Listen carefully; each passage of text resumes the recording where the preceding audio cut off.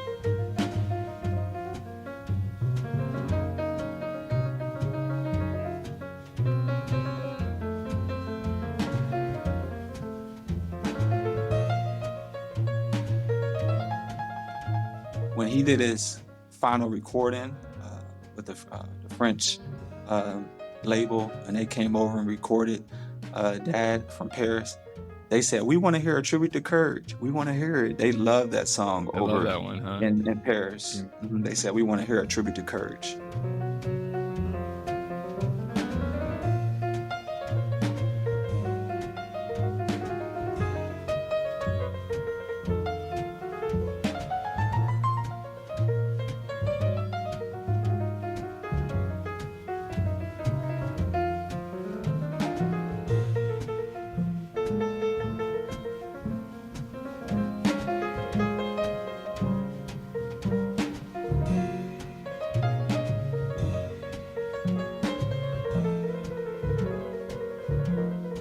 Yeah, actually, speaking of John F. Kennedy, that's how he got started, right? Is he'd seen the funeral procession for John F. Kennedy? Is that right?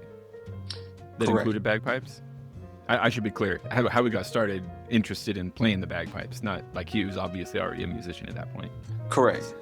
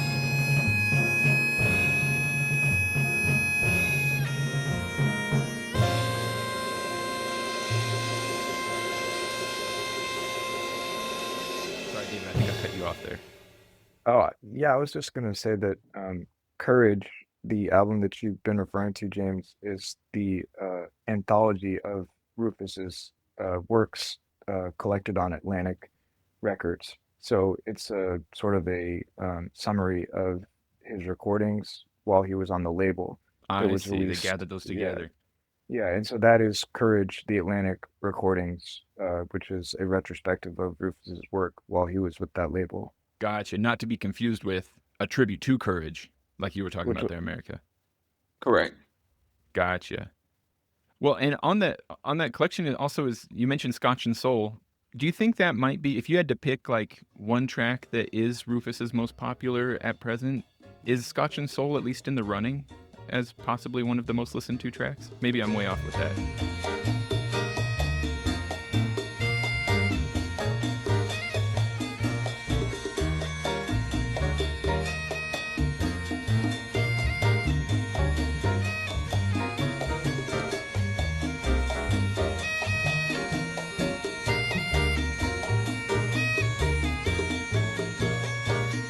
It's up there. Yeah. Scotch and Soul. And then what's the other ones, Dave? That's up there too. Bagpipe Blues. Bagpipe Blues.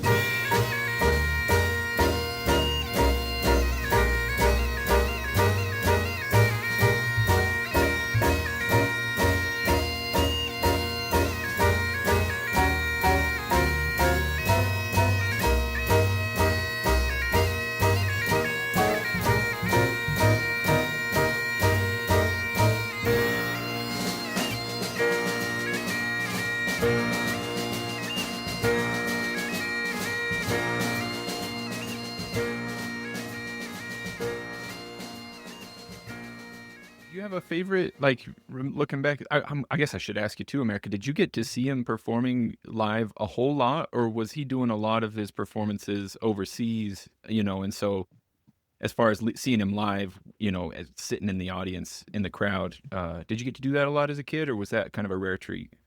Not so much when I was younger because I moved to Kansas City. But Hmm. when I got to high school, I started to see him perform more.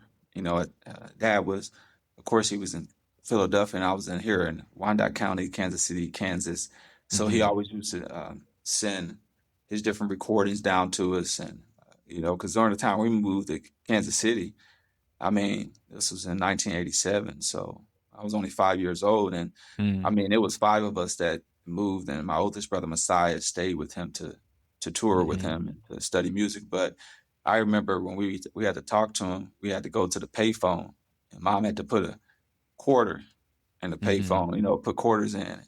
It's your turn, America. It's your turn, Yeah. Boston. It's your turn, Egypt. It's your turn, Petir. We used to get up. We had a certain amount of time to talk, but because once and I actually drive down that street where we used to call them at off of Parallel, uh, Yeah. off of The 18th the phone's Street. phone is probably gone now, huh? Correct. Yeah, the phone is gone, but the actual, booth, the phone booth is still there. So I always Did think about you those conversations. did you take your trumpet down to the payphone to play for him when you were a kid too? I didn't start playing trumpet till high school. Oh, gotcha. Yeah, I didn't start. I was in choir. I was a Yeah. choral. I was in the different choirs at school, and I was more so into sports very heavily. But I didn't get into jazz so much. I was just a fan of my dad's music. As growing up listening to him, and we used to dance to his music all the time and listen to him. Mm. And I remember, one of my memories that I share with him was really cool was, he used to always let us dance on his feet because to me, he had these huge feet and he's, grab us and let us dance to his music on his feet.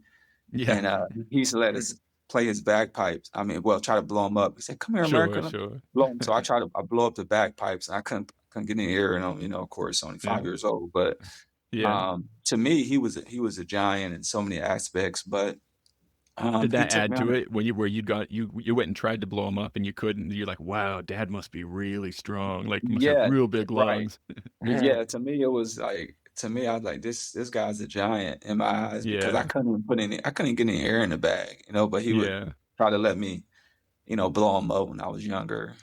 Mhm. But he was, and then also, I mean, he was very funny guy. I mean, he was serious, but I mean, he was full of just creative ideas. He was funny, and I believe not trying to be funny. He was just his natural personality of how he was. He Mm, was just a very a loving type of guy. But Mm. when I got to high school, my brother Messiah came down and to visit, and he brought a Lee Morgan cassette tape, and he Oh, left it for sweet. me. And I heard my brother play trumpet down at the Blue Room off of the 18th and Vine Jazz District, where we have during that time we had, well, going back further in the 30s, and we had several jazz clubs, throughout Kansas City. It was a main stop, when people would come up from New Orleans.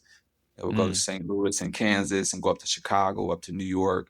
It was a main stop, in terms of traveling. And many musicians went Sure. out to California also too if they could, afford to get out that way, going back west. But that's how my brother inspired me. I seen he played down at the Blue Room, down at the 18th and Mm. Vine Jazz District. I was just down there.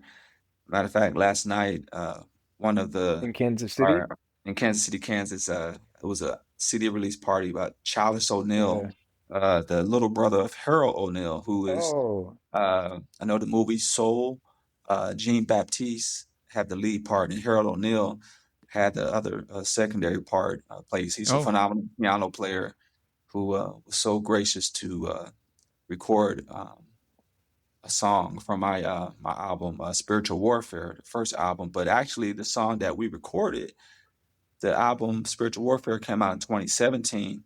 The song that Harold was on was sitting in the studio for about 5 or 6 years or so, but I just added it to the album. But mm. Harold O'Neal is a phenomenal piano player. He's now working, I believe, for NASA and doing some incredible things. And but Wow, his little really? brother, Man, can you imagine that being like your rap sheet? Like, oh yeah, proficient jazz pianist and NASA engineer or something like that. Like, what a spread of stuff. incredible, yes. And I would love to talk to him about that. NASA, how is that going uh, Yeah. with him? But his little brother had a wonderful CD release party last night at the Blue Room, and I went down and supported him. Phenomenal, nice up and coming trumpet player, and he had his album released there, which was received really well. And it was Mm. cool seeing one of my mentors, uh, Lonnie McFadden, walk in towards the end, coming from one of his gigs. And when I see Lonnie oh. McFadden, I just sit there and kind of stare sometimes, because I mean, this guy, him and his brother, they were called the McFadden brothers. And the professionalism, the musical spirit, the aura, I mean, they both tapped together. One played sax, one played Lonnie plays trumpet, and they both sang. And it's phenomenal. When I was in high school and they used to perform at the Blue Room, I absolutely loved it. But they were so professional. The way they dressed, I said, I want to dress like that one day. They No, yeah. inspired me. And I said, I don't know if I can ever tap like that, but I sure want to be able to dress like that. Yeah, there you go. Yeah. Yes, it was so You know, incredible. speaking of But Kansas City, there being so many jazz venues there, and it's also the home of the Winter Storm, the Kansas City Winter Storm Yeah, huge contest. bagpipe gathering. Yeah. Yeah, yeah. When I went there, I think it was maybe like 2014 or something, and I was competing in the grade one solo contest there. I remember going out one of the nights with Jamie Troy and a few others. I think, Jamie Troy being the one that I remember the most. Mm-hmm. He's an open competitor and makes, bagpipe reads and everything. Mm-hmm. And I went out with him and another fellow, I think a drummer. We went to the Foundation Room, which is like a classic jazz venue. And we were in our full kilt. We were all wearing our kilts and going and listening to this live jazz in Kansas City, Kansas. And I think Yeah. we were just really taken by it. And I remember thinking at the time, oh, I wish I was of a proficient, level that I could just jump in on stage and play with those Yeah. jazz musicians. Never thinking that, that I would actually take the steps, to one day try to Right. get there. You got to Um, get back there, David. That would be so cool to spend like and sign up for do a competition by day in the yeah, traditional competition way, and then get a spot on a stage at a club that night playing jazz. That would be so cool. Like, what a yeah. culmination of like these two big rivers of your life coming together, man. Yeah, I just think it's maybe not any, level of coincidence that, that they're right there in Kansas City, Yeah, where bagpipers come to compete and participate in that caste system where it's, everybody's trying to level up on each other. Going back to that thing too, it's like, grade 5 would be like the lowest level, and everybody sure. wants to rise up to grade 1 and then professional. And it's like, yeah, and it's like in the world of jazz, like that does not exist. It's like you get on stage and you make your mark as a musician and you tell your story with your instrument, and it's about the expression. It's not about Mm. trying to prove. I mean, everybody wants to be perceived as being a good musician, Sure, sure, but of course. nobody's sitting there with the score sheet saying, "Oh, well, he missed that. He didn't play a Absolutely. flat 5 Yeah. on that diminished Yeah. 7 chord." Yeah. It's more about it's more about what the musician is saying, and it's not about the notes so much, Hmm. Again, I don't want to like come down on what the system that has given me so much joy, as far as like being able to learn how to play and stuff like that. But like when we have a set up, like clearly established system that says this is what good means, then it does kind of make, me as a not very I'm not a very proficient competitive player, you know. In that system, I'm in grade 3 and maybe only just barely, and so like I can build a it's pretty easy to build up a lot of baggage around basically thinking I'm not good, right? Which would Mhm. stop me from performing publicly or making recordings and releasing them or whatever it is, and Right. it feels almost too good to be true to look at what like to say, well, hang on a sec, Rufus Harley did something different and did it for fun and enjoyed it. Am I allowed to do that too? You know what I mean? Like, can I Mhm. actually do that? It feels almost like it's not allowed. You know what I mean? Correct. Yeah, I think. Yeah, I'm sorry. Go ahead. go ahead, America. No, go Oh ahead. no, you're fine. I don't want to cut your thought off there. You're good. Oh, and no sweat. This is one of the challenges of doing an interview with delays and everything like that. So don't sweat it, you guys. Hop in wherever you want to. Well, I was just going to say that, I think that, um, piping does sort of limit itself when it only looks at worthiness within such a narrow scope Mm, of, is this player grade 1 or are they professional, and if they're not, are they even worth listening to? I think mm, when you come in with a new form of expression like jazz, you kind of, you smash that concept over the head and say, well, you know, um, there are no doublings in this. There are no mm. grace notes, Yeah, so and try to judge I'm this. There aren't any. yeah, Haha. yeah, Yeah.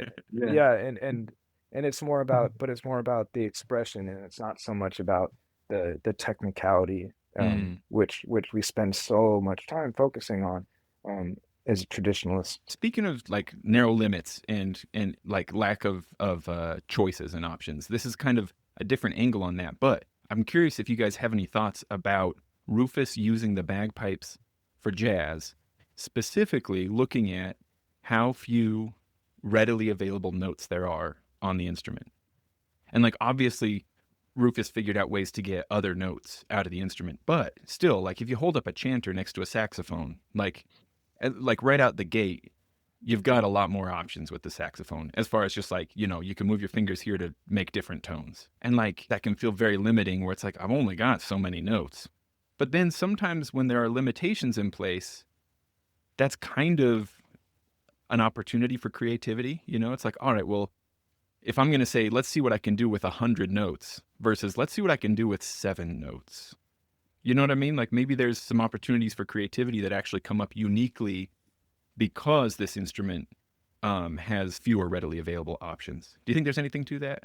Well, I can speak directly to that. I mean, if there isn't, go ahead and tell me no. That's okay too. No, I think there is. I mean, the pentatonic scale is arguably the most relatable.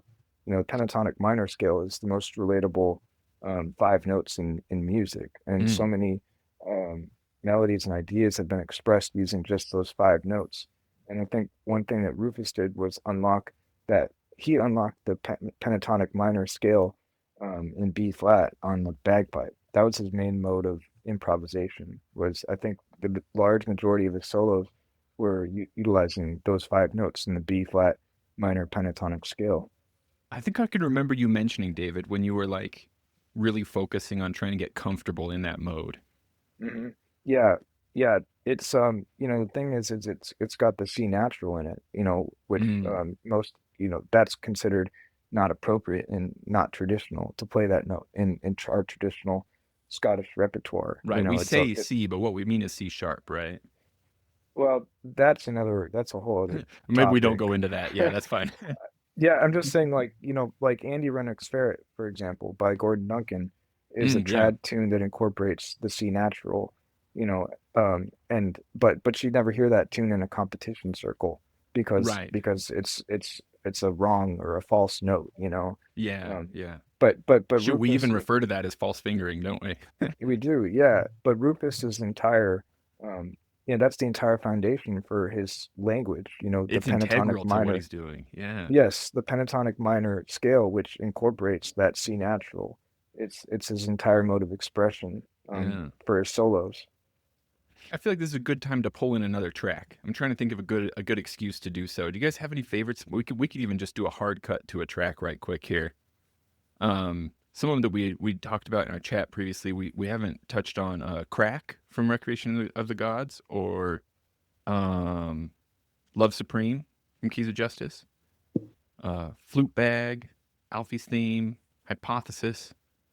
Any of these feeling exciting to either you guys? I'll let America make the choice.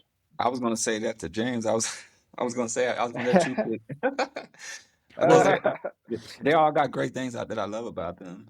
maybe it's my You- duty as air quotes host here to pick one. So let's do Yeah, that. I keep eyeballing Hypothesis from Recreation of the Gods. Maybe partly because America, you're talking about kind of like Rufus's philosophies and ideas and thoughts and stuff, and like the idea of a hypothesis being like a basis that you can kind of like work from and test and try different theories and stuff like that.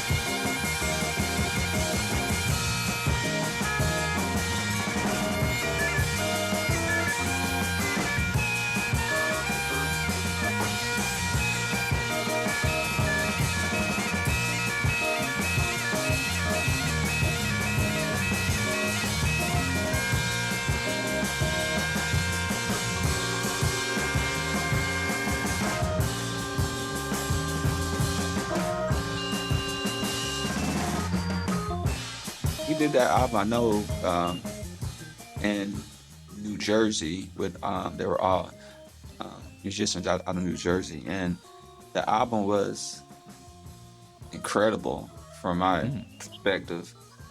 But it was ahead of its time in terms of even with I believe the title of the album, in terms of everything and the concepts. But he, Yeah, actually, I keep saying Recreation of the Gods. Should it be Recreation of the Gods, or is that like is the ambiguity of that part of the whole idea?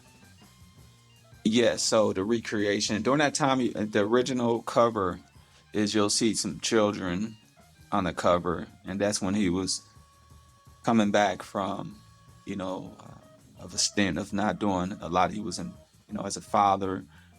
He was so into our births. I mean, it was like that. I don't think he ever got over that, like the life concept of us, being, coming to this world. You know, and Dad wanted to highlight life at the time because he did a concert. There was a lot of crib deaths happening with infants not making it out of the hospital, and there was so much going on. He did a benefit concert to help raise awareness to so many babies down of SIDS and various things, and that really did something to his spirit, and it did something so much to the point where he wanted to dedicate an album to life and his children and babies, and embracing life. That life is sacred, it's precious. It is so amazing when you hear that cry of a baby when it comes out of the mother's womb, and hearing that childlike voice of life. And he was aligning that with the bagpipes of being that somewhat of a metaphor for life, of breathing life into humanity, and the cry of a baby and expressing all those sounds. There were certain things that he did musically where he would when he would you would hear the bagpipes almost was like it was a cry of a baby, of life coming through, of humanity just coming into this world. That's interesting. I've heard some people say before, and I don't know if this is the case. It's probably up for interpretation. But I've heard some people say before that like sometimes the way that an instrument resonates with people on a deep level has to do with the closeness of its sound to a human voice. And so like I've heard people point to like violin, saxophone, for example, being instruments that like can come pretty close to kind of some sort of like timbre kind of quality that's relatable in a way that sounds kind of like a human voice. And I have heard some people say like bagpipes sound like someone crying from the distance, maybe in a good way, maybe in a bad way. I don't know. So it's interesting that you mentioned that being kind of on his mind with that album and putting bagpipes to use. Yes, I think that was coming through his conscious, his inner conscious when he was expressing that musically.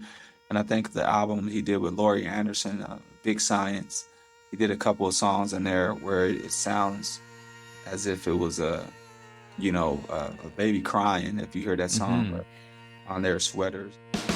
I no longer love your mouth. I no longer love your eyes.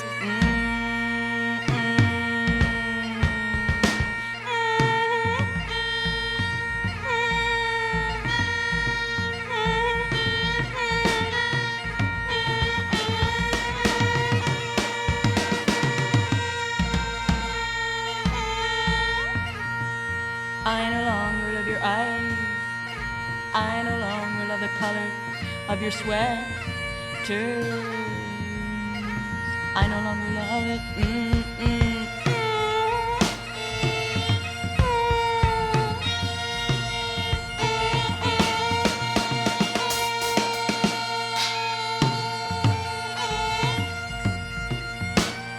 I no longer love the color of your sweaters. Hear that? Wow, that sounds like life. And as I think about what he was doing with the bagpipes on that album, Recreation of the Gods, it was that album is a very, from my perspective, it's a very intimate album that um, embraces Dad's personality, his love, and him being himself most freely. He, as he wrote, you know, uh, most of those songs on that album, original compositions. That was basically most of those songs on there were his original. So it was him at a height of his musical career where he was able to um, be most free to express himself in a way that he wanted to. There was some things that he wasn't able to do during his Atlantic years. There were some things that he wasn't able to um, express himself in certain ways, and I felt like in terms of in the record industry, and that album there was a him, I believe, just birthed, and it was a more of a rebirth of life in a sense when he was naming the album "Recreation of the Gods." Mm. It's just the recreation of life coming through that regenerative process of life, and going back to uh, biomimicry concepts uh, of of the bagpipes being somewhat of a natural element connecting with the real aspect of the spiritual essence of life that's authentic, that's real, that's sustaining, but also there's some biomimicry concepts of regenerating types of look into nature, right? Look Mm. into our ecosystem, look into our inner ecosystem, look into our outer ecosystem to find solutions to climate change, to issues in family with life, with the issue of with SIDS, and we were all. Dad was also a doctor too, in an aspect because we were all home births. Oh, really? He delivered all of us, Wow. so we were all home births in terms of that, and so he loved us so dearly, and his love was so big that it just wasn't for us, the love that he was sharing. It was for others that he adopted in to the family, like foster child, and so many other individuals who he embraced. There was a song that Mr. Bill Anchell, uh, who was featured on Keys of Justice on piano. He's featured on about 5 songs or so on my next album coming up, Emancipation Jazzclamation. And there was a song that I really enjoyed that he lent to the album, that he dedicated to his dog. Mm. Lena was a special dog. And I said, I really love that song. And when I listened to the original recording of it, I said, Mr. Anchell, it almost sounds like the saxophone player and you guys, it sounds like a real voice saying Lena on that particular Hmm. tune. It literally, and when I brought into the studio, I mentioned that to him. That I really love that song, a particular Lena, because it sounded like a human voice saying, crying out, saying Lena, Hmm. in terms of the name of that dog. And that dog was very special to Mr. Bill Anchell. And of course, we wanted to highlight that dog on the album also too. And if you look at the original album of Recreations of the Gods, you'll see our dog is on the front cover too. Oh, really? It was a very special dog, yeah, Uh, that dad loved and everything like that. But there was when dad kind of became an empty nester and everyone was there, he would practice and kind of meditate in his own way. It was just him and his dog. We used to call him Big Head, but I think the bagpipes scared him away though. So oh, really? I don't know if the bagpipes, but he kind of, but Maybe not for everybody. Maybe not for yeah. Big Head anyway. So Well, America, speaking of like his love for you kids and shoot these home births and everything, this is an anxiety that I have all the time where um my parents they made sacrifices to make sure I could learn music when I was a kid, and I'm really grateful for it because I really like music a lot. And so I'm trying to do the same thing for my kids. But I worry that I don't know like where the line is where like the best thing I could do for them is like push them to keep doing it even when they don't want to. Like at what point am I forcing them to live my dream instead of letting them do their own thing? And so far, yeah, I'm happy to say that most of them are kind of gravitating toward music anyway, so I don't think I'm, being I joke sometimes that I'm like the Disney after school movie special football dad, except instead of football, it's piano. And I'm like, oh, you got to play arpeggios before you can go shoot hoops, that kind of thing. I'm just flipped it around. And so I'm just curious, like you and a lot of your siblings, maybe everybody, you're all musicians. Uh, did that did that come naturally? Was there ever like an element of rebellion for you personally where it's like, like a lot of teenagers go through this where they kind of push back against what their parents are, and this is part of them figuring out how to be an individual and stuff. So I got, that's fine. But like, did you ever have times when you're like, well, dad does music, so I'm not going to? You know what I mean? Or was it always a natural fit for you? it was always natural. My brother David, he I know that I believe music was a part of his life, Mm. since he was young. He used to dance and do different things of that aspect. And he always played music throughout his life. It was something that he loved dearly.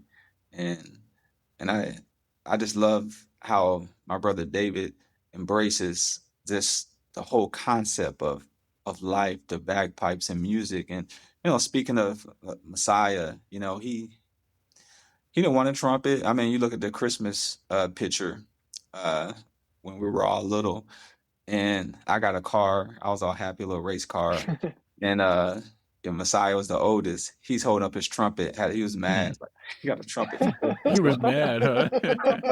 I think I So, think I saw this picture. That's pretty yeah, so funny. yeah, if you I see think you his face in shared this that with me. picture, he was like, so um, there were. I mean, I was inspired because Dad's music is so inspiring. Even Hmm. though we're not next to him, we can Hmm. feel his love. But I remember I was playing sports, and I told Dad, I said, I want to be a musician like you. He said, don't do it. I said, No, why? really. Yeah. I said, he said, you can be a doctor, a lawyer, and a musician.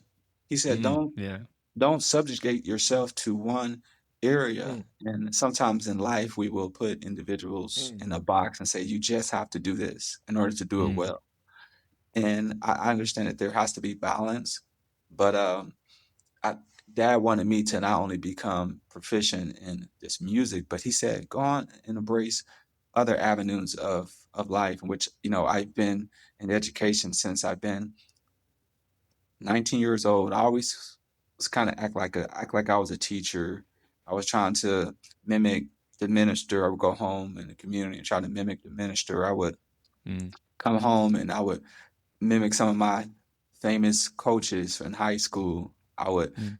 I would go home and try to mimic some of my teachers, and I would try to teach people. Didn't have any idea about teaching. So when I was about 19 years old, I was hired to work as a youth counselor at Kids on Campus, and which was formerly called National Youth Sports Program. And then as I continued to evolve, I continued to take education courses, and I've been in education for as long as I can remember. And I minored in music performance, and then I would go out and I learned a lot of the things I learned from jazz and theory. I took theory classes, of course, and took music classes, but a lot of the things I learned from jazz was from listening to the greats, I mean, inspired by Wynton Marsalis. Is the level of professionalism, the level of dedication, the level of sophistication in terms of organization, the capacity to play music for that long at that level.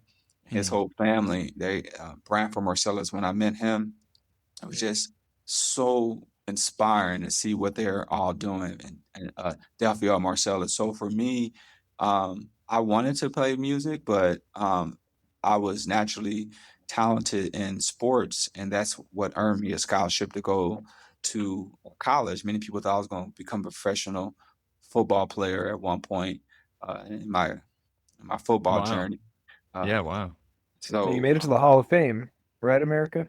Oh yes, I just got I just went into the J.C. Harmon Sports Hall of Fame for football and track. My coach nominated me, Shoot. and I have forgot, how much love that I had for the game. I always Yeah. going to love sports, of course, but when I was planning to get up and give my speech, when I accept my award and sit down, but this emotion came over me where it took me tears of just gratitude, tears of just thankfulness that someone would even think of me of Mm. that capacity. I mean, think of me to even mention my name, because these Yeah. guys that I looked up to in the sports world, Harold Piercy, this guy was just, to me, he was almost like a gladiator in a sense.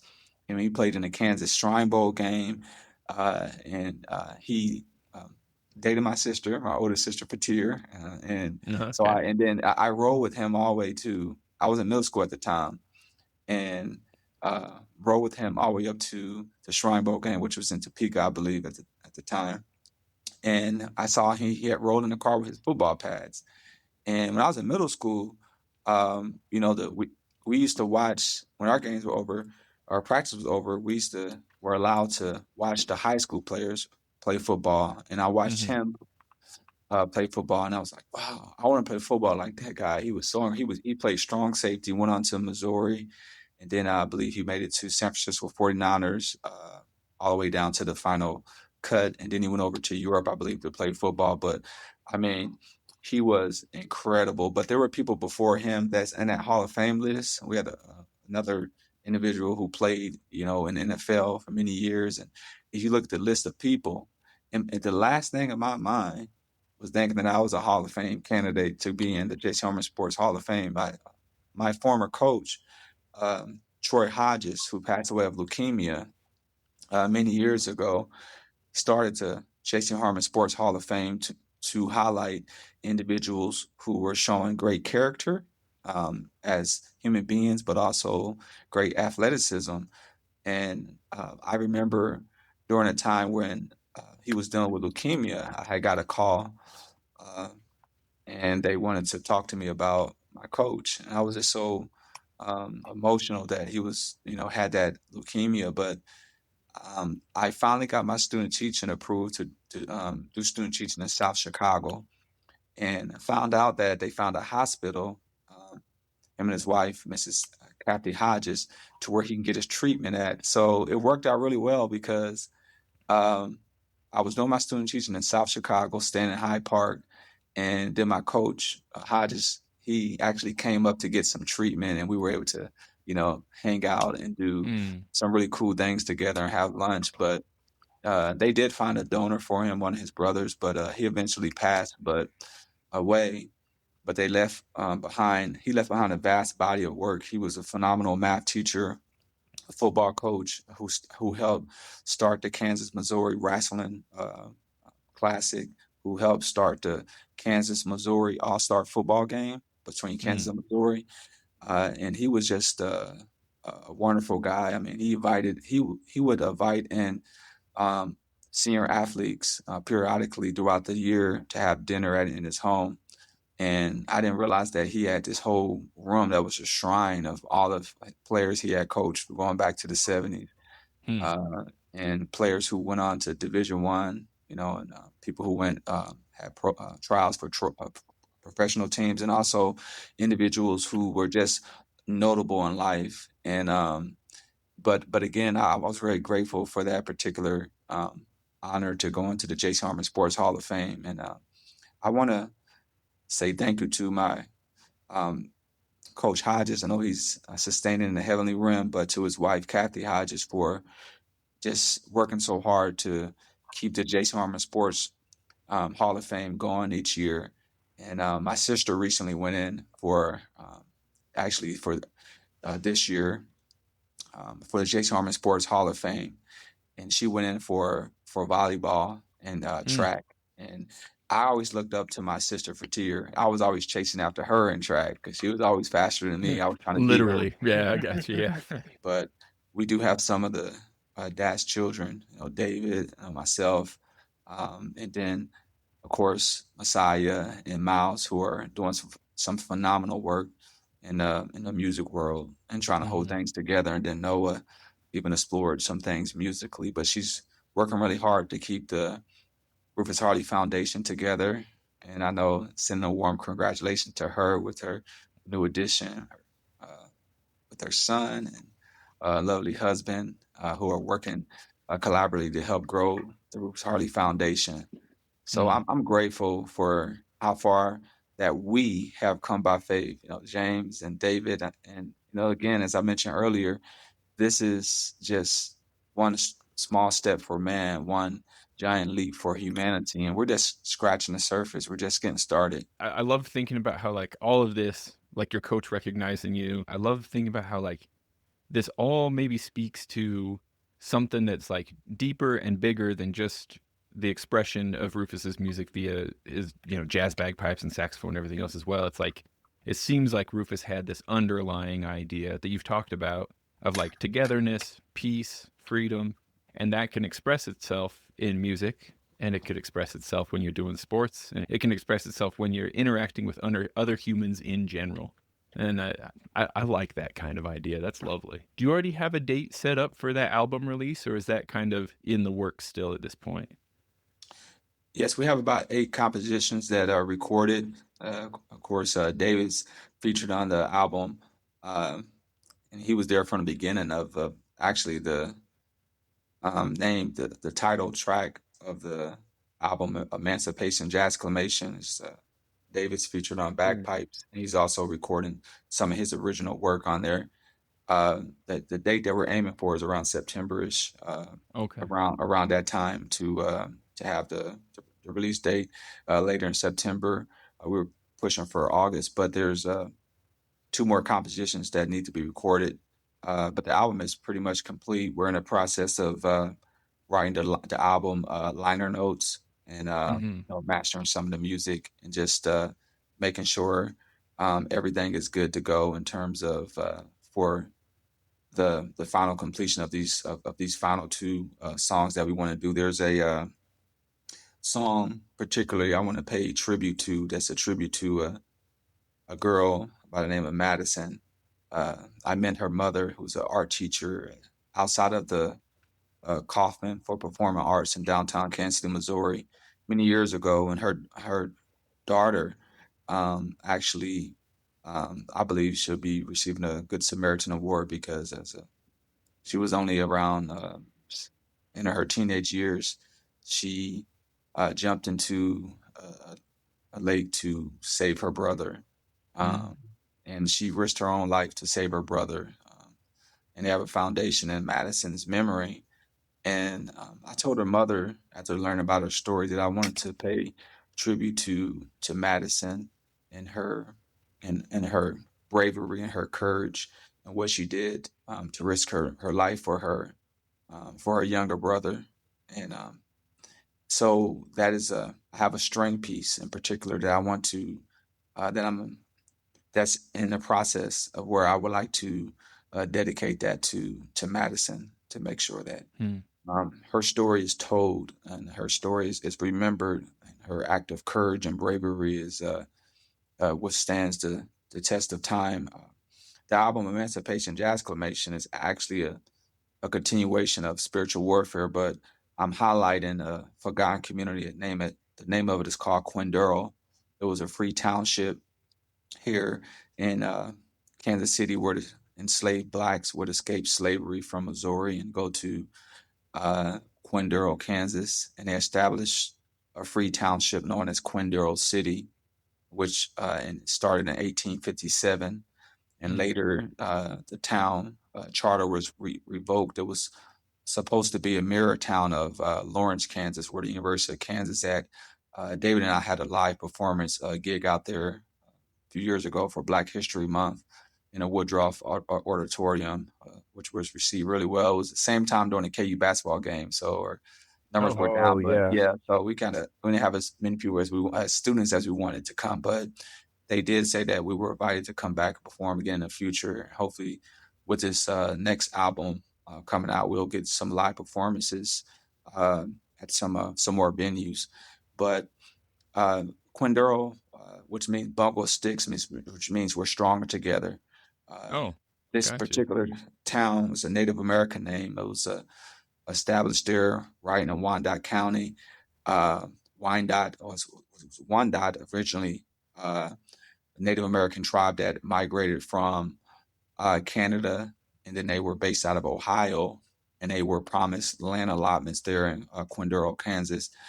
And then they established a township there where they had it was a part of the Underground Railroad. We just now received word that we passed to become a national heritage landmark. We were a commemorative landmark, so now we're a step above that. So they're going to preserve the Quindurl ruins, and we're working very hard to bring it out of ruins. But there's not much there now. A lot of the town was destroyed in terms of when a highway was built through the Mm. most of the Quindurl, but there's still we have the largest actually underdeveloped underground railroad passageways there in Quindurl, and we're Yeah. working very hard to preserve it. David came down to an event that I had called Emancipation Day of Service, in Yep. 2021 and performed. And actually, we had a day of service learning projects, had lesson plans that I developed. I was in collaboration with the libraries, and they had read out louds virtually. Students, classrooms could chime in from their classroom or come down and participate. One day we had rain. One day it was a really nice day, but we established a water garden. David brought in a couple of his musicians down, brought in Michael, and his bass player wasn't able to come down with him. He performed, did a wonderful job. But right after the Emancipation Day of Service, we went to the studio and we started the recording of Emancipation Jazzclamation album. Yeah. And in the album liner notes, I am highlighting the actual university that was built there. It was historically Black university named Western University. It was the first HBC university west of the Mississippi that was to be built. It was modeled after Booker T. Washington's university as industrial college. And actually, Booker T. Washington actually came and spoke at the college before his passing. The university was a nice college. It was very small, but it closed in 1943. It was always a fight for the survival of Quindaro to sustain into the present era. But now that the university is not there any longer, there's been a great push to help to preserve this this sacred site and move it into the future. Actually, there's a school which is called Vernon Multi-Purpose Center, which was named after Bishop Vernon Tecumseh, who was one of the early presidents of the university who helped to grow it into what it became, which was a free university for enslaved Blacks. And the university had all of the major departments in terms of sports and high academic honors, and it was a nice university from my perspective. But there was some phenomenal singers who came out of there. Etta Moten, who came out of there, the Dixie Singers, who came out of that university. Janelle Monáe's grandmother, the famous singer, went there, and she still lives in the community. It was a nice community that was now literally few people know about this sacred university. And in this album, I'm highlighting some of the bands that were rarely spoken of. There were some bands that came to this university that I want to highlight in this album in the liner notes. So the liner notes are being written partially by me, the historical liner notes, but then there's a lady by the name of Dr. Christine Noreen out of the University of Oxford who is writing the liner notes for each song for the album. And she is also publishing a book that's going to be out very soon on called The Lost Scottish Boys. And we work collaboratively, and David also added input to this chapter where she covers these lost Scottish boys, and Dad is featured in one of the chapters. Oh, really? One of the chapters of the That's book. really cool.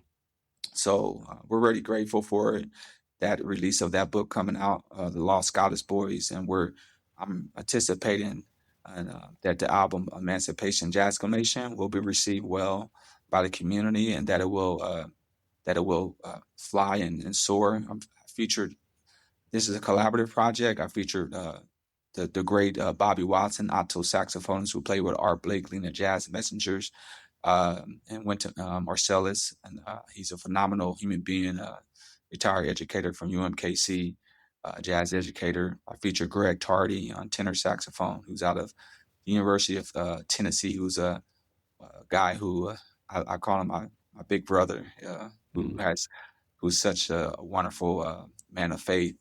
He's on the album. I also featured my nephew Miles out of Berkeley. I featured some young up and coming college students, James Otoga. I also featured Paxton Harvey, a young bassist, Oh up and yeah, coming bassist on great there. bass player.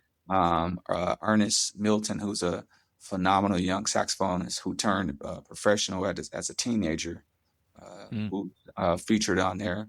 Of course, the phenomenal Grammy-nominated Jazz Hall of Fame, a Seattle-based musician, Bill Anchel, who's been an incredible mentor to me He for was so on many Keys of years. Justice. He's on the Keys of Justice album. Also featured Jason Godot on trombone, who's one of our elder statesmen of jazz here in Kansas City. And I featured just a wonderful, wonderful cast of individuals, all the way down to elder statesman, one who passed, actually Steve Hicks, who passed away of cancer here a few years ago. He's on the early part of the recording. Mm.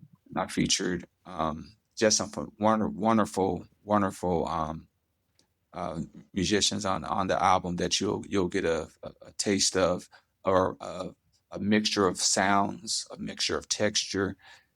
And this album is me presenting myself as a collaborative artist for a cause that's bigger than myself. Of course, I'm going to be on each song, but this is a song. This is an album of emancipation, of showing how jazz was used to help sustain emancipation, how jazz was used to help reduce, to actually help stop world wars from outbreaking, from another world war. Uh, and because there are many times throughout history where jazz helped to um, prevent world wars from breaking out, and how jazz can also be used as a message of peace and harmony. But I also want to highlight um, Black musical excellence and also indigenous excellence. And I want to highlight in this particular album the Wyandotte native culture, who's now a lot of their tribe is in Oklahoma now. We have a university in Kansas known as Indian Haskell Nations University, which is next to the University of Kansas. And I want to highlight this particular Native American group because they just received, they're now recognized as a federal tribe. They lost their federal status. They were always there, but they weren't recognized as a federal Native American group, but they are now recognized as that. And I'm highlighting an individual by the name of Tarhi, who I know the descendants of Tarhi, Holly Zane and Christine Zane, who are descendants of Tarhi Zane, who was a Wyandotte warrior who did help defend the land, fought off many of the uh, people who were trying to colonize the Wyandotte lands and try to erase their particular culture.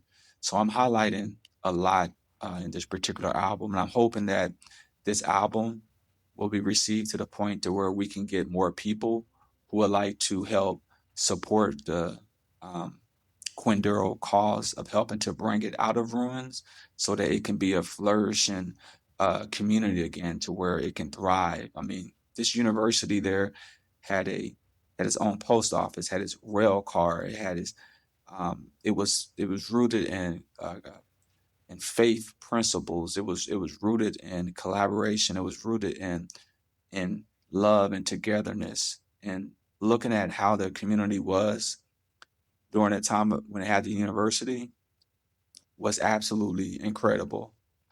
But now to look at it being referred to as the Quindale ruins is, from my perspective, is very, um, from my perspective, it is discouraging.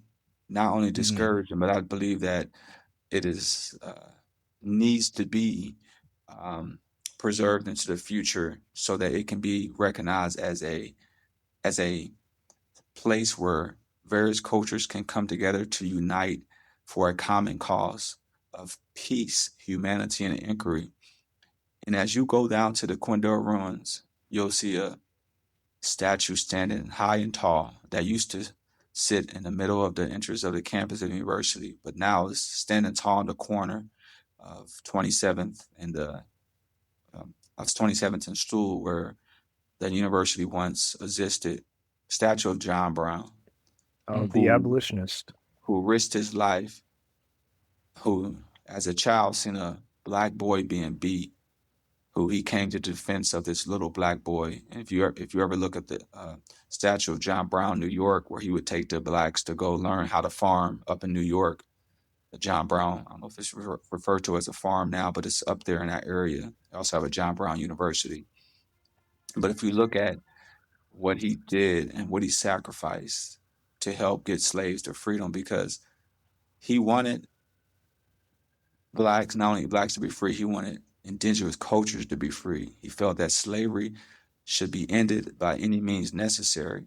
And if we don't stand up and take a cause for the freedom cause, then people will continue to try to re-enslave people who are fighting for their freedom. And John Brown, who I believe, whose story should still sustain, and freedom. I know we highlight a lot of war generals throughout history who are worthy of credit, and they get many stars of valor for ending communism and ending caste, breaking down caste systems, and for coming to the defense of the weak.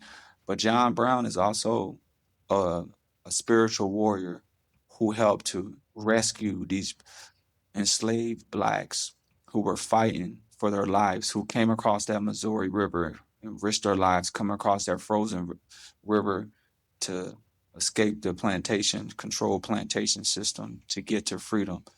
I believe that John Brown should not only be recognized, but he should be highlighted in history.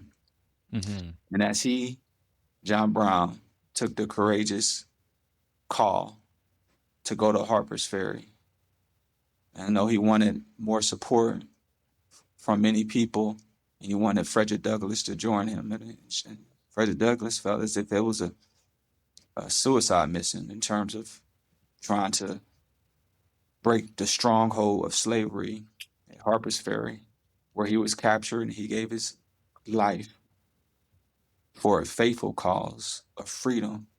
I believe the story of Quindurl, not only Quindurl should be sustained, but the story of freedom, the story of my dad, Rufus Harley, the story of jazz, the story of emancipation, jazz clamation should be sustained from generation to generation, because we're all part of this human race that deserves to take a step further beyond what Neil Armstrong did when he landed on the moon. He said, this is just one small step for man, one giant leap for humanity. We're just scratching the surface for the freedom cause. We're free, but do we want to stay free?